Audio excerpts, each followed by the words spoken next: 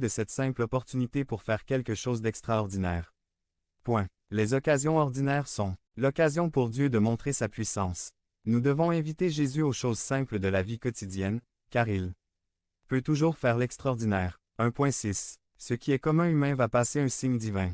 Après avoir ordonné que les pots soient remplis d'eau, le Seigneur ordonne d'en puiser un peu et de l'apporter à l'intendant, maître de la cérémonie pour qu'il y goûte.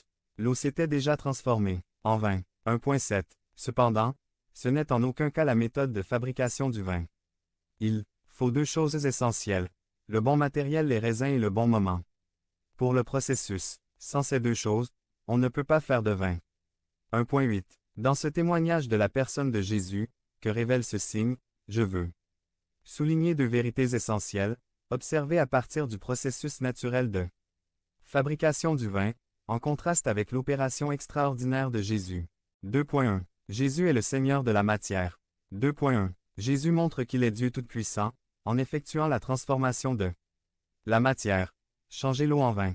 Un bon vin dépend de l'utilisation de bons raisins, récoltés au moment idéal, fermentés correctement, selon un processus exigeant en main-d'œuvre. 2.2. Mais Jésus transforme simplement l'eau du puits en excellent vin. Lui-même montrera sa puissance sur la matière lorsqu'il multipliera le pain et le poisson pour nourrir une multitude. Chapitre 6, et, de manière plus extraordinaire, lorsqu'il ressuscitera un mort en état de décomposition. Chapitre 12. 23. En effectuant cette transformation de la matière, Jésus montre sa puissance créatrice, que seul Dieu possède, en démontrant qu'il ne dépend pas de la matière ou de circonstances adéquates pour faire ce qu'il entend. Il est le Dieu qui donne la vie aux morts et appelle les choses qui ne sont pas comme si elles étaient déjà.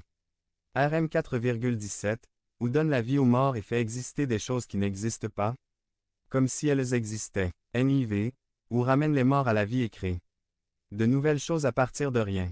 NVT. 2.4. Nous nous sentons très préoccupés par les choses matérielles, mais le Seigneur a enseigné dans le Sermon sur la montagne. C'est pourquoi je vous le dis. Ne faites pas attention à votre vie, à ce que vous mangez ou à ce que vous buvez, ni quant à votre corps, ce que vous devez porter. La vie n'est-elle pas plus que de la nourriture, et le corps plus que des vêtements? Matthieu 6.25. 3. Jésus est le Seigneur du temps. 3.1.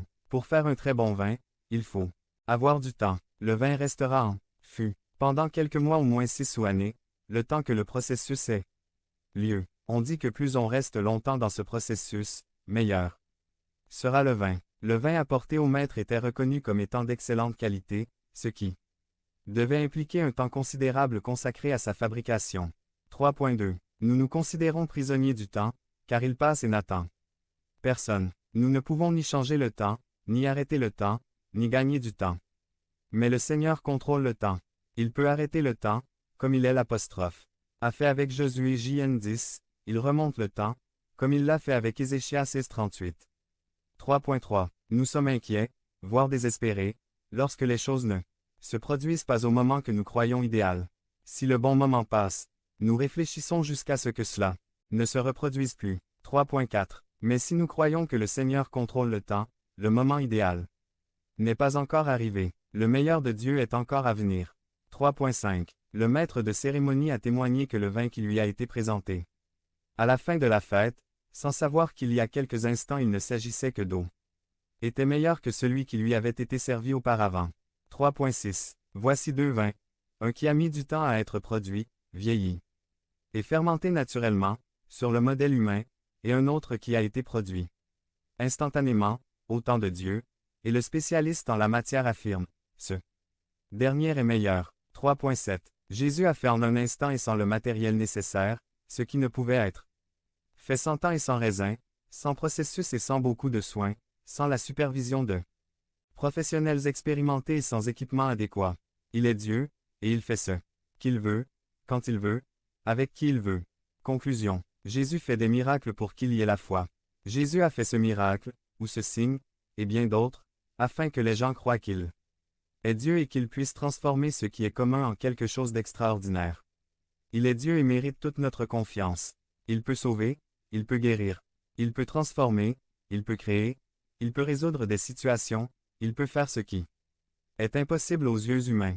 Je ne sais pas dans quel domaine de votre vie les choses vont mal, ou vont être une cause de honte pour vous ou votre famille, mais Jésus fait des miracles pour que vous et tous sachiez qu'il est Dieu et qu'il est Seigneur du temps et de la question. Si quelque chose manque, il peut faire exister ce qui n'existe pas encore. Si le temps a passé et que vous pensez que l'opportunité est passée, c'est lui qui détermine le bon moment pour que les choses se produisent. Si nous croyons que Jésus est Dieu, dans quel sens cela nous amène-t-il à nous interroger sur le temps? Ou à vouloir voir des circonstances favorables pour continuer à faire confiance? 463. Tu n'as qu'une chose que Dieu ne fera pas à ta place. Il ne croit pas pour toi. Il agit, croyez-vous. Il le fait, vous croyez en lui. Il fait des signes, des miracles et des prodiges, vous avez confiance qu'il peut faire l'apostrophe. Impossible, crois-tu? Tout est possible à celui qui croit. Devenez membre de la chaîne et soyez un instrument de la parole de Dieu. Ne manquez pas cette opportunité d'avoir un impact sur des vies. Cliquez maintenant sur le lien dans la description et aidez-nous à diffuser la parole de Dieu.